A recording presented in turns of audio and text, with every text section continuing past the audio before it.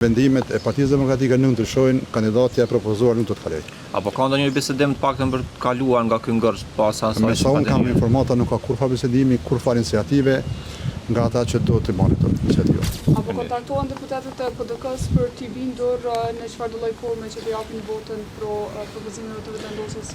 Nuk kam informatë tillë, mua s'ma ka të vëlla askush, edhe s'mund të më takoj në lidhje me kandidatën e propozuar. Megjithatë, zoti Shualaj, është sigurisht krejt kjo situata politike aktuale që ka shkaktuar një ngërç të tillë dhe që llogaritet ka mos funksionim adekuat. A ndihen edhe partitë të tjera përgjegjëse për gjithatë çfarë po ndodh? Po më thëshin përgjegjëse zot ishin to. Megjithatë nuk merren pjesë në votim. Drejtën, nuk marrin pjesë në votim për shkak të një veprimi kundër kushtetues dhe kundër rregullores së Kuvendit të Kosovës.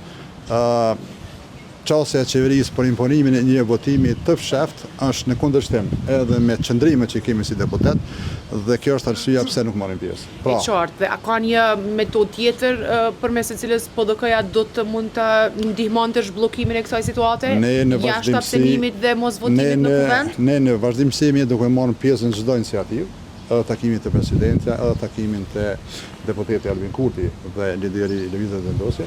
Dhe kushdo që me iniciativë do të jemi prezent, do të bëjmë përpjekje që të deblokojmë këtë situatë, mirë po asnjëherë nuk do bëjmë një veprim që është kundërshtim me Kushtetuën e Kosovës. Pra, dhe sot nuk merrni pjesë në votim. Nëse çështja e Lëvizjes Vendosje është e njëjtë, absolutisht jo.